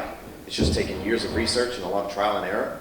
So I try to impasse that on the people that I coach. But also, I was talking to Chase Paris. If you don't know who Chase Paris is, it's Feldsing Paris Casting, and they're the big wigs in the Southeast. They cast Marvel, they cast Stranger Things, they cast Ozark, they cast, I don't know, everything. I heard Chase say, if you're in anything and you want us to see that you're in that, and we didn't cast you in it, which 90% of the time it's going to be them that cast you in it, but if we have it, tag us on Instagram. Put me at Chase Paris in your Instagram post of the video or the clip that you were in. He said, I will watch it almost every time. So there is probably one good use of social media, because I'm kind of on board with you where the following thing doesn't really mean much anymore, I don't think. But if you're using it in that way, fair enough, I think. So where's the line there? Because we don't want them to tag all the casting don't directors. DM them, you know? Yeah. So you can't. It's a gray area, right? It depends on your relationship with them, to be honest. There are people. So Chase Paris worked at Houghton Talent before he became a casting director. That's where I'm rep at. So we have a little bit more access to Chase than, say, other folks might. If someone from Houghton tags him more often than someone, it's not going to bother him, right? Because the relationship is established. If they've cast you in a bunch of stuff, and you're on a relationship basis where when you walk in the room with Chase and he says, hey, good to see you, man, how you doing? How's the Target doing, blah, blah, blah. If you have that relationship with him, you can do it as often as you want. He might message you and say, would you please stop it, right? If you're brand new and the desperation is coming through, you're tagging them in every little self-tape you put up on Instagram, you tag them up, it's going to turn them off and they're not going to see you, right? So you have to be, this business takes a lot of self-awareness, it really does. I don't know how you coach that, right? I don't know how to even talk about it. You just have to be self-aware and be able to read a room. Usually if it feels weird, it's coming across weird. That's fair. Yes. Yeah. Which is most of the time for yeah. It takes patience to. I'm interested, Patti, industry. so you're the person who might receive these postcards and Yeah. such. How did they land with you? I do. Real honestly, what I mostly receive are things via social media and emails. That's much more common. One thing that I would suggest is, even if someone is not your agent or manager, anytime you can form good relationships with them, do it. Because we have had, we're working with one particular management agency, and they said, here's who we have, but I also want to recommend this person, and they don't represent them. Because they just know that they're a good actor, and they would, it was zero gravity, and they recommend this person. So make sure that you form good relationships with, literally everybody. Yep. As much as you can. Something that I do about once every 2 to 3 months is I send out an email to all my connections with a sort of a newsletter, but I never put more than 3 things in it. And I'll put something that's kind of happened in my life. And I'll put 1 or 2 pieces of content that I've been involved in that I'm particularly pleased with, just to highlight those to them. This is the kind of work that I'm booking. So that kind of just keeps nudging people that I'm working and that I'm booking. And pretty much every time I do that, someone will come back and go, that's really great, that's really good. By the way, what's your availability for, or would you like to audition for? And nearly always get something back from that. Patti, how does that land on you? Is that something that you enjoy receiving? Yeah, it does. LinkedIn is actually something that I've seen more actors use lately. And I've received LinkedIn requests from them, and I may be unusual, I don't know. But when I receive those requests, I accept them. And then I always go to their IMDb. And I look, what are they doing? What kind of an actor are they? Is that someone that I might be interested in casting? Because they're right there in front of me, they're in front of my mind. Now, a week later, they'll be out of my mind. But, for that moment, I'm honestly thinking about them. Or I have actors that since we have a lot of mutual friends, they'll friend me on Facebook. And then they'll just check in and say, hey, this is what I've been doing. And so I think I like it because it helps me think about people that I might not have thought about. So let's talk about LinkedIn a little bit and these social media profiles. A lot of actors are also doing other things. So if my day job is on my LinkedIn, is that the platform that they should not reach out to you on? Or does it not really matter as long as there's representation from both? Honestly, everyone that has done a LinkedIn, I think you can have a second LinkedIn, and all of their LinkedIns are very much all about acting. But So LinkedIn allows you to have a personal and a business profile. Right, You're not yes. supposed to have 2 personal profiles. Right, yeah. So I would probably do one of each. Make sure it's dedicated. Right, yes, because if I see you coming in and you say, I do landscaping, then I'm like, okay, that's great. Oh, it's a great role for a gardener. I love landscaping. I could always use a landscaper, but I don't know that you are in the film and television business. So I would recommend having a dedicated one. Nice. Awesome. So we talked a little bit about ways to focus on building our resume, building our networking before we start looking for our agent or manager. But let's say now we're ready to look for our agent or manager. How do you go about that? What's the best way to find representation? The old-fashioned way is to you have to create a package, which includes a headshot, resume, and either a reel or what we talked about earlier, which is a clip or a scene, self-tape scene. But you do want it to be a scene, right, where you're speaking with another actor, but a scene that demonstrates your range. Now, 2 minutes, I would say, is the max. You don't need 5 minutes. You really can show a lot to an agent and a casting director in anywhere between 1 minute and 2 minutes. You may not think so, but I promise you can.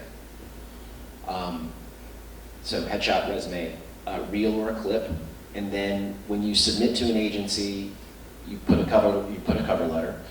Every agency, you look up, definitely you look up agencies in the Southeast, best agencies in the Southeast, right? Figure out who those are, you submit those. Every agency will tell you how to submit. Submit via email is usually how it's done nowadays.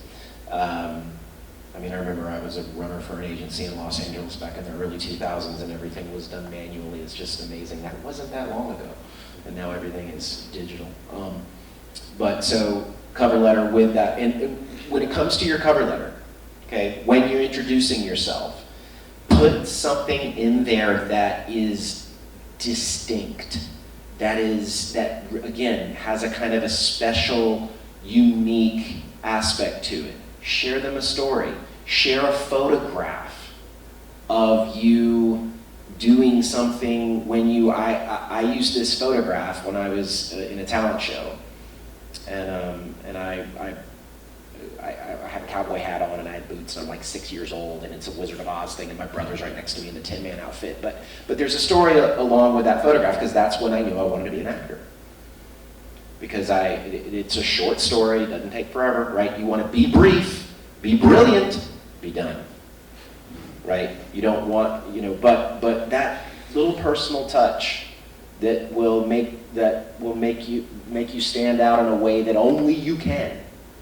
I've heard some advice, that's a really good advice in terms of the cover letter thing, right? You don't just want it to be a formal, standard, hello, my name is, and I want to be, and thank you for looking at me, right? Like, put something in there that's a true introduction, where they get a really good idea of who you are.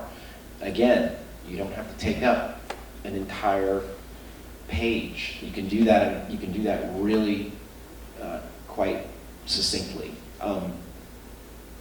So submissions is that way. Another way you do it is, again, along with the idea of networking and meeting people.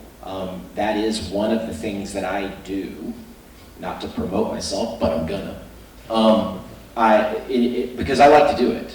And it's one of the things that I've actually figured out, and I'm pretty good at it. I figured out how to work with actors privately, give them private coaching, break down the process, say what an actor does when they get a script, so that they know how to do that, and then help them get seen by agents. So there's probably 5 agencies that I'm associated with that I can get you seen by. After I just have that kind of rapport with agencies, so I'm being shameless, but it's true. It's just I've built that kind of rapport with some agencies, and that's what I help young actors do.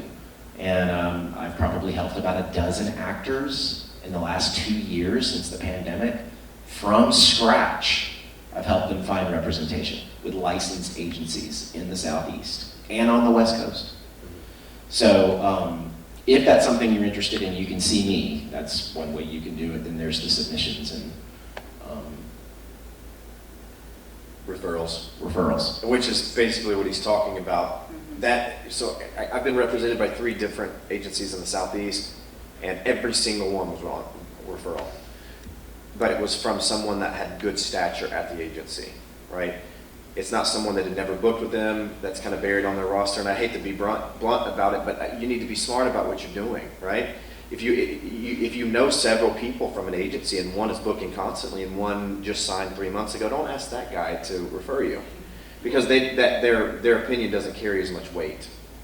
If you are being referred by someone at an agency that is in the top echelon of their portfolio, the chances of them signing you are probably pretty darn high. I mean, because they respect what those people say.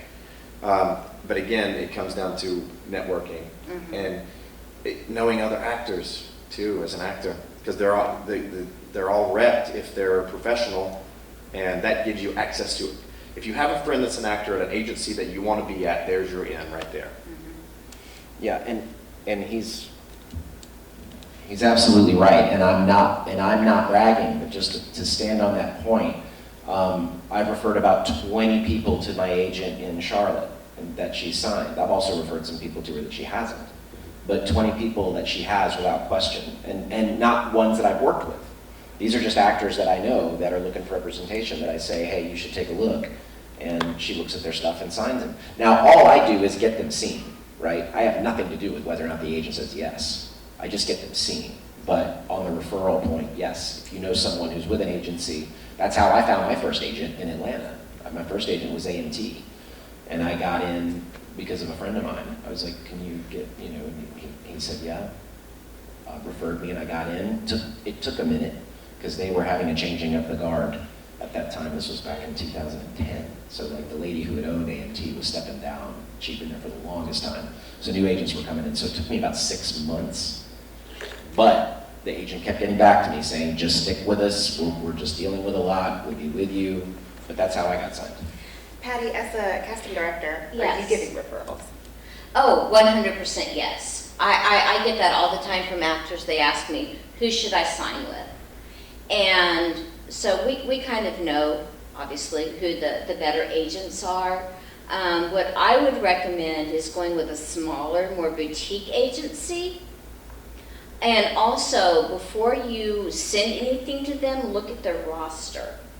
If they have someone who looks just like you, they're not going to bring you. If they're a credible agency, they're not going to bring you on. So check out who they're representing, find out how many people they're representing. If they've got a roster of 1,000 people, they're probably not going to even think about you. So I recommend the smaller boutique agencies over anything. But yeah, I get those calls all the time. And do you see any difference between your actors that are represented and are not in the way that they show up in audition? I haven't really noticed the difference there. I do know that when we're actually casting people and looking at actors, we look at a couple of different things, okay? And this is more like for, I guess, like the bigger, the lead roles, where we're looking for more bankable actors. So something to think about in the future. We always look for, okay, so from a casting standpoint, it's easier to get somebody if they have a UK agent or an agent outside of the US, because they're going to be talking to you much more likely than anybody else.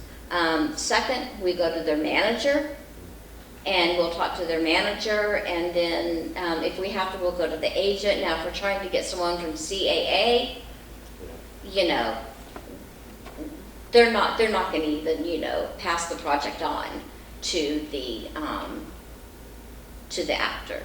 So I think it helps having an agent, because then you know a lot about the caliber of that actor. So there's an agent in Charlotte, a boutique agency that I have a close relationship with, and I know the kind of people she brings on, and I'm like, oh, well, if she represents them, then I know that, you know, they're going to be good. So that does make a difference.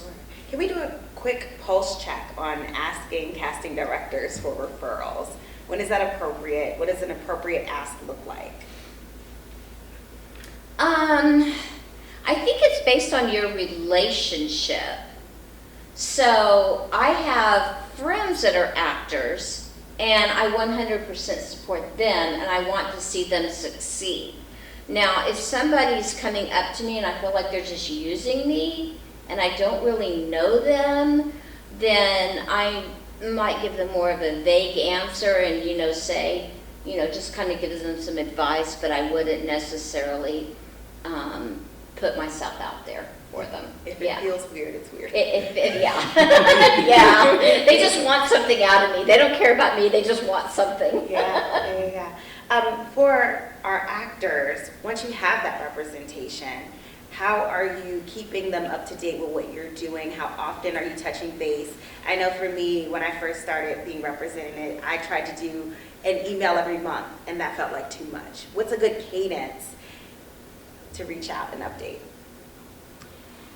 Well, as I mentioned before, I send out like a sort of a quarterly, 2-monthly newsletter, and that goes to my agents first, and they all look at it.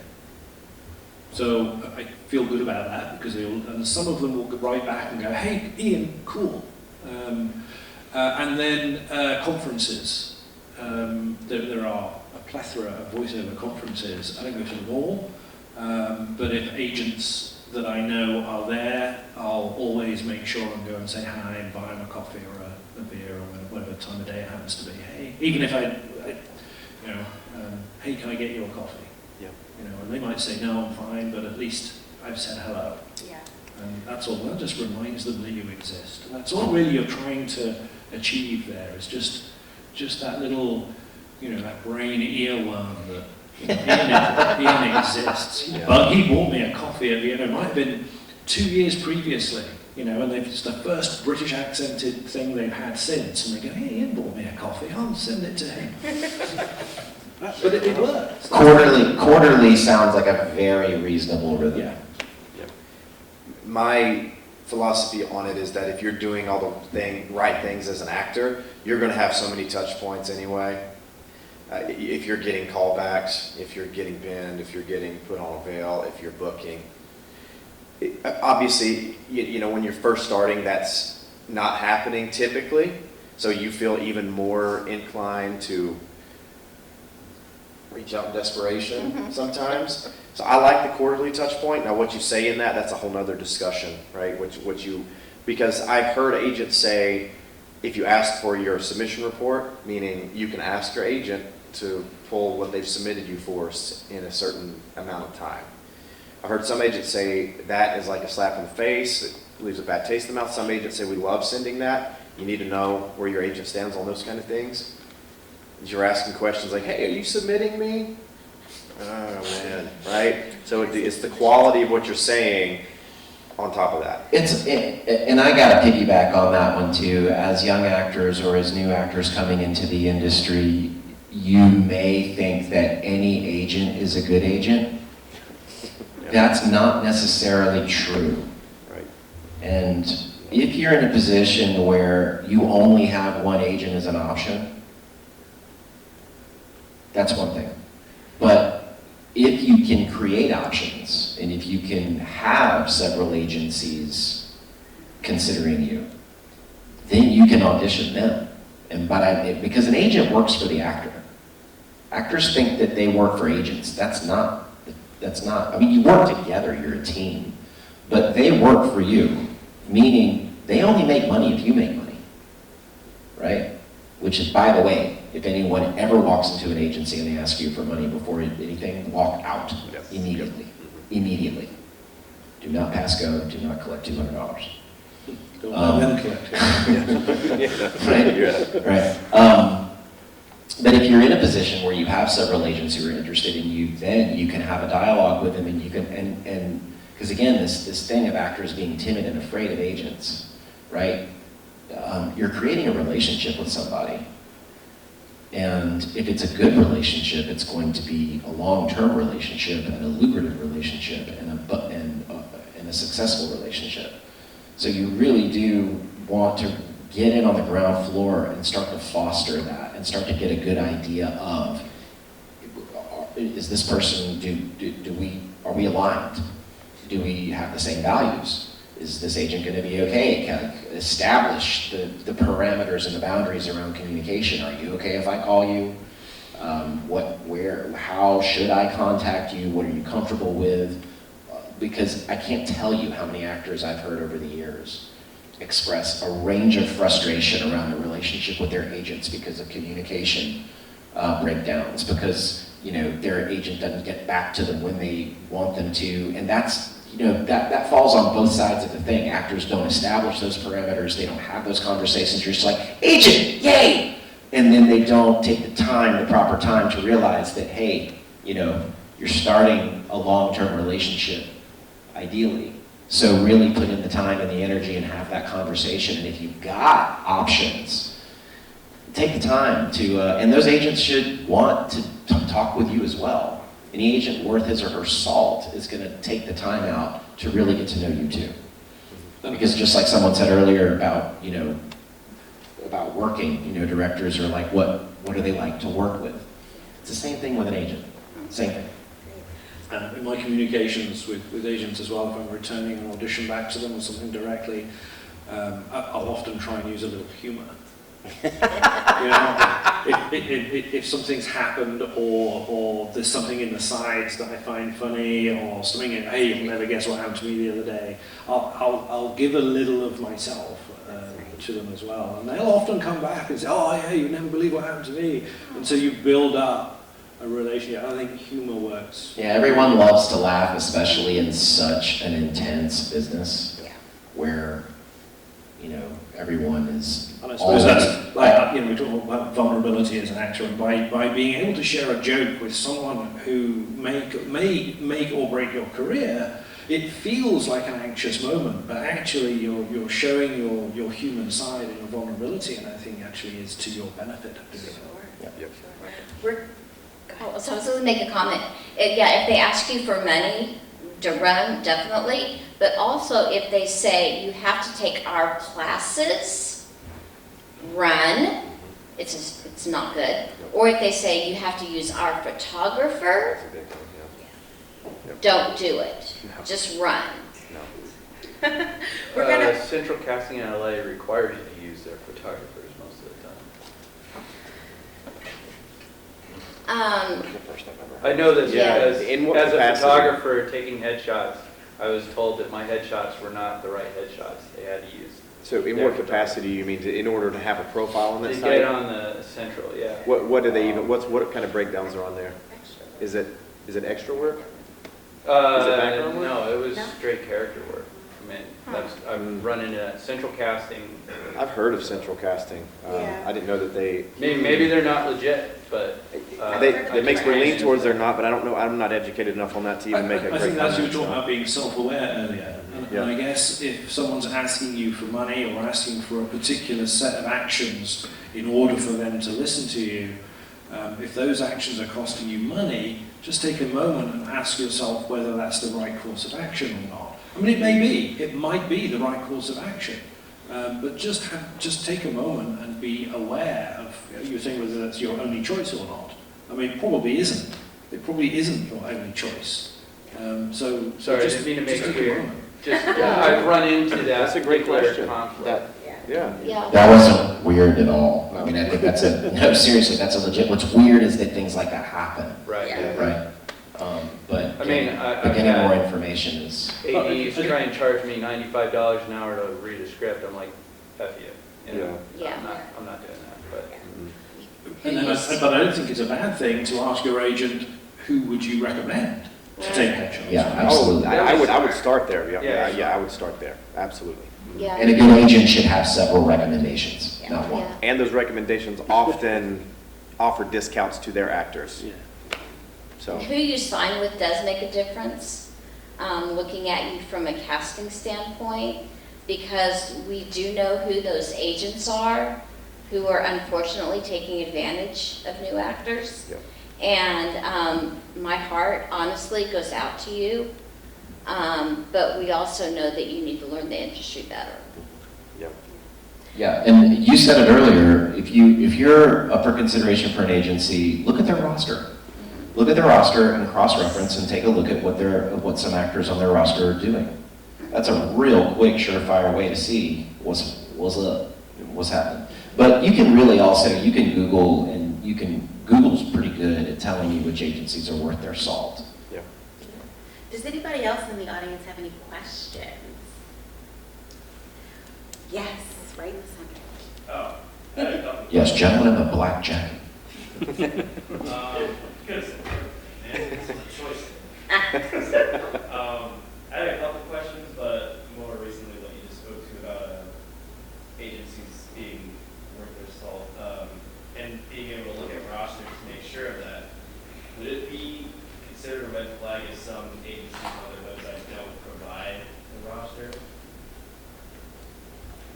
Short answer is no, because some of your big ones, CAA, they don't have their roster online. They have a landing page and that's it. So no. Some of the folks that, some of the folks that don't have their roster online, it really depends. Here's one check that you can do. SAG offers on their website, you can see who's SAG franchised, agent manager wise. That doesn't necessarily, they don't have to be SAG franchised, but most of them are, the big ones. And if you ask around for 5 seconds, you can find out who not to go with. You can also just ask the agency directly. You can email them or you can call them and you can say, hey, I'm considering submitting to your agency. Can you share just a couple of names of people on your roster so I can look them up? That's a straight standard industry question. Yeah, and on IMDb Pro, Yeah, maybe. Yeah, IMDb Pro, you can look up any agency and their talent is always on there. If you look them up and there's nobody on that page, now we may want to talk about moving on, right? Yeah. I saw a question in the back. Yeah, my question is, I see a lot of posts or even flyers that people have made with design, but they put intention into it, but it still just does not have the information that you need for a casting call. What is that information that you should have on there that people are looking for? From an actor's perspective, of what we want to see to submit to that? If a producer wants to create an ad or a call, or if an actor is looking at it, they should know that that's a red flag because it doesn't have appropriate information. Like, on both sides. So from an actor's perspective, if you're play at your level is kind of how I think about it. If you're a professional actor and you're working regularly on film and television and you see a casting call and it says food only, no pay, IMDb credit, there's nothing wrong with that. They're being very upfront, so that's good. But red flag for a professional, if they're trying to get you to come on board, right? Not that they can't ask, they should ask. I mean, they want to get the highest caliber for the least amount of thing. That's business. But those kind of things are red flags. Also, just lack of information. If you're getting an audition for a non-union job, you really want to do your due diligence, and you want to ask very specifically what the working conditions are. You want to ask about housing, you want to ask about travel. None of that is rude at all. They're standard industry questions. You're asking specifically, if they're not telling you what the parameters, the conditions, the working conditions, the hours and any of that stuff, you are 100% within your rights to ask questions like that. Yeah. And because it's a business transaction, there should always be a contract that both parties sign. Yes. So that both parties know what they're getting themselves into. Those are good points. And let me reframe my question. What are the role, description, the age range, those kind of things? What are the things that need to be listed, location and all that stuff, and rate for, I see so many posts that like, hey, I need a female on Thursday. Oh, I see what you're saying. I mean, most likely the caster hasn't thought about what they want. Yeah. You know, they want a girl, but they don't know anything else. So, I think that's a little unfair to expect an actor to, I don't know, some kind of magic dust, know that they're the right person. Yeah. What makes a good call? Okay, I see a lot of this on Facebook. Yeah. Especially in groups, and you can tell a lot about what they put on there how professional they are. So if they don't give you the rate of pay, if they don't give you the location, if they don't give you exactly what they're looking for, the roles, etc., then I would be very concerned. And also, it's not only that, they may do all of that, but this is where networking is so important. Also, look at what they put out there, see if you can see any of what they put out there. There is a producer director in North Carolina, for example, and he likes the women and little girls who come onto his set to take their shoes off. Not the men, just the little girls. And he tells them he's going to make them all stars. So if you know people in the industry, then you can avoid some of these people because they will flat out tell you the truth. So get to know as many people as you can, and if it's somebody you've never worked with, please ask around. Very Because it will make all the small world. difference. Yeah. And that works both ways as well. If you're someone who's good to work with, that word will get around too. Oh, 100%. Film is the smallest world that I've ever been in. I came into this late in life, and film is the smallest world I've ever been in, because literally you'll be surprised who knows who, and you're separated by very few degrees of separation, as the Kevin Bacon thing goes. Have you been on Actors Access and looked at casting breakdowns? The gentleman that asked that question? Myself? Yeah. He's Yes. crew. Yes. Okay. So look at breakdown. If you look at breakdown services, and you'll see an example of different breakdowns. I'm not sure if you're asking what an actor should look for or what a producer should post. But Kind of both. if you're posting, it's a who, what, when, where, why. It's who am I looking for, where are we shooting, when are we shooting, why, like a little bit about the project, nature, anything in those is, the more information, the better. Yeah, I think if you're writing a casting breakdown for anything, the more information you can give your actor, the better a set of auditions you're going to get back. Yeah. And if you're putting out something very, very vague, so either you don't Thursday was right. So either you don't know what you want, or you're trying to hide something Yeah. that you don't want them to know. Like it's $50 or something. Yeah, and it will lend itself to the professionalism of the production also. If I know exactly what you're talking about. Rhodes 100%. I've seen the need a female on Thursday for a shoot PM me, right?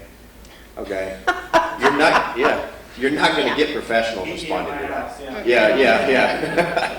So I think too, we can add a little bit more legitimacy to it. You do need to meet the industry standard for the breakdown. Those parameters is if you have it on a casting site of some sort. If it's coming through Facebook, automatically I'm out. But if it comes through, if you can get it on Actors Access, it adds a huge amount of legitimacy to it. Or any casting site. Does that answer your question? Yeah. Okay. It was Just more making of a general knowledge question Yeah. because I see so many of those posts. I want people to know how to post better. If you want good actors and good crew, I would say don't do that. You know what I mean? Because you're just not going to get responses from people that know what the heck they're doing. Yeah. You're not. I guess the one rider to that might be in a closed group of a network of people that you already know. Yeah. Any other questions? Yes. Yeah, in terms of the auditioning process from both the actor and casting director standpoint, how are your feelings on in-person versus over, not Zoom, but like recording? Because I've heard a lot of pros and cons both ways from both perspectives. Well, a casting director, if you're up for a project, you're going to be told whether or not it's an in-person audition or via Zoom. 95% of the time now you're doing Zoom. Most of the stuff that I audition for is cast from videotape. There's not even a callback. I don't even hear of Zoom callbacks happening that much anymore. Yeah. So if you get a callback, it's more than likely going to be Zoom. And you be on time. But relegated to that, I think that you stand just as much of a chance to give a good impression over Zoom as you do in the room. I mean, while they're different, yes, your personality can still come through a screen. I think that's part of about the pace that the business is working at now. Yeah. That just reduces the amount of time that they spend auditioning.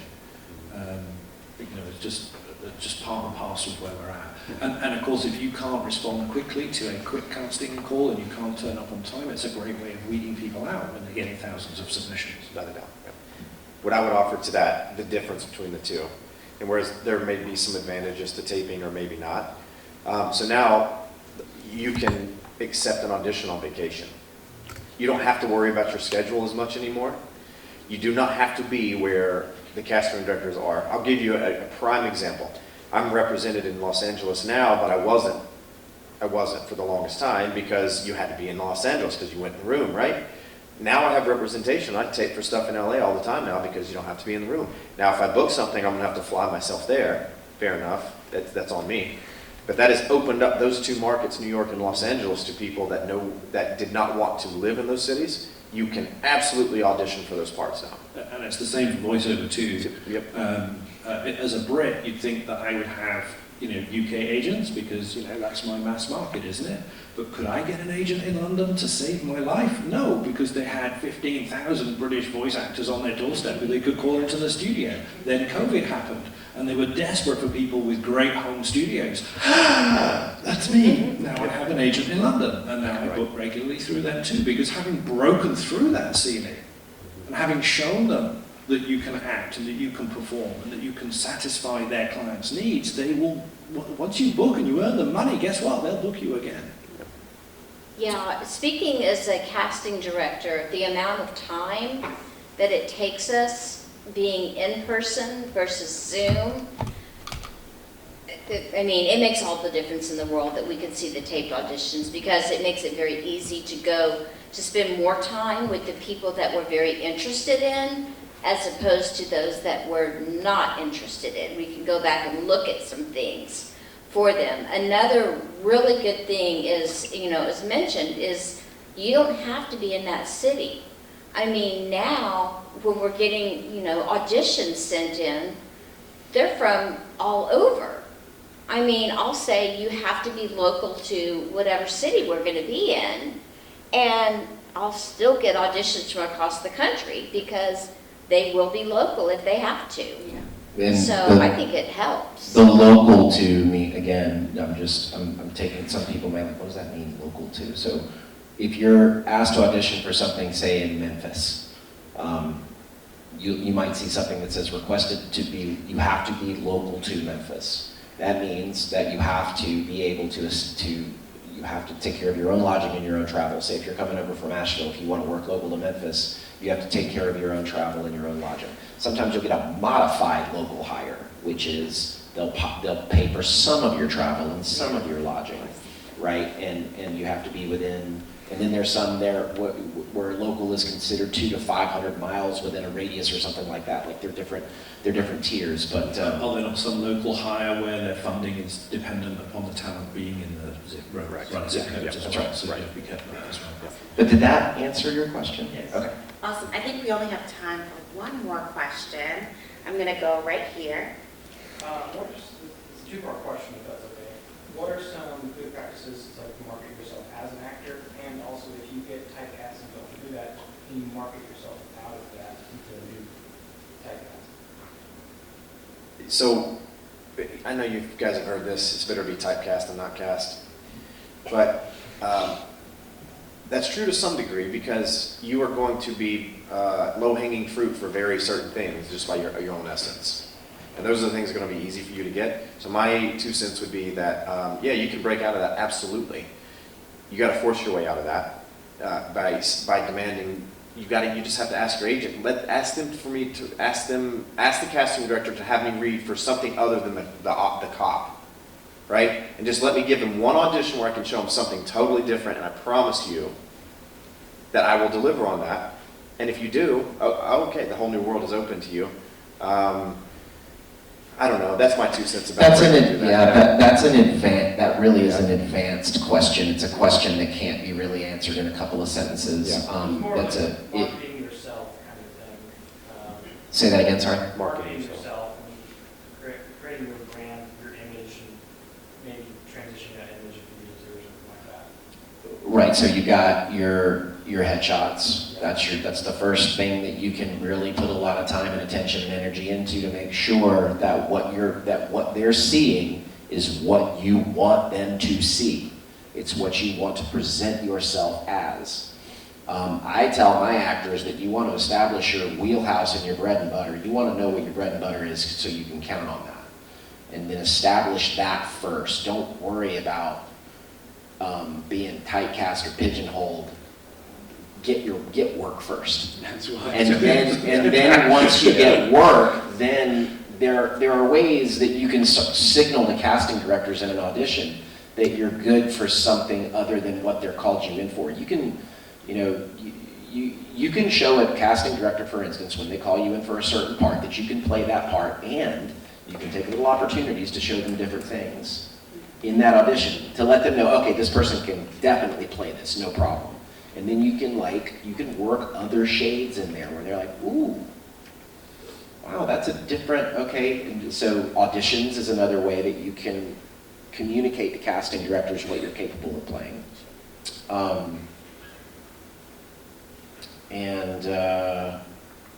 Well, can I add something from a voiceover perspective? So on multiple occasions, if I'm in a live session with a director who has hired me for a certain job, and when that's done, there's often an opportunity just to chat for 5 minutes. And I'll often use that opportunity to tell them a little bit about my background. And because of that, I'll go, yes, and then I grew up in Scotland. You know, and I just let them realise, oh, really? Oh, that would be useful. You know, and so I think when you get in the room, be typecast. You know, butlers and villas, I'll do that for the rest of my life if I'm cast that way. But I think get in the room and then you can show your range to the people that can cast you, I think. You know, one thing that I've found to be extremely, and I'll keep this very brief, that I've found to be extremely useful is anytime I talk to anyone in the industry, I talk about anything but the industry. I will just avoid it at all costs. Because I've found that they typically don't want it, they have... It's all they do. It's all they do, and you will find that they have interests, sometimes they don't even care about the business, to be honest with you. They're like, you know, whatever, this is what I do, but this is what I really like to do. If you fill their ear with industry stuff, they're like, you know what I mean? I'm not saying they're all like that, but a lot of the times that's a great way to, you just connect with them on a human level. I connected with a director, and his hobby was making 2D pixel art. Yep. So I sent him a picture of one of my video game characters, and he sent me a 2D pixel thing back of that character that I could use it myself. And I said, what do I owe you for that? He said, no, this is fun, just have it. Yeah. Yep. You know, and then he hired me again. Yep. We've talked in casting about people that are typecast, actors that are typecast, and honestly, we don't look at them that way necessarily, because we may see a different side of them, and we're like, wouldn't that be fun to bring out that side of them? It's interesting. Yeah, that's a real fun game too that I think both sides like to play. Mm-hmm. You know, it's pure creative endeavor. That's fun. Beautiful.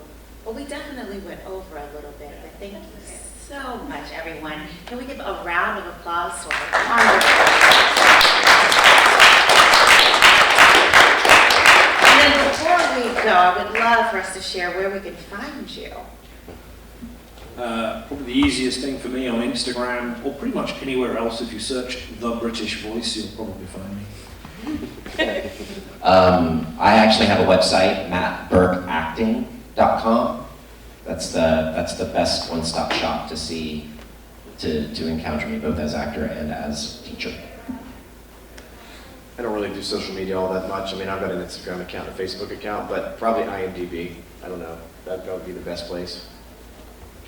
Yeah. I'm on LinkedIn, Facebook, Instagram, Threads, no. I'm Patti Price, as I mentioned, Patti at kpfilmstudio.com. So KP Film Studio. Beautiful. And I'm Jazelle Foster, and you can find me at Creatives Meet Marketing. Thank you again so much.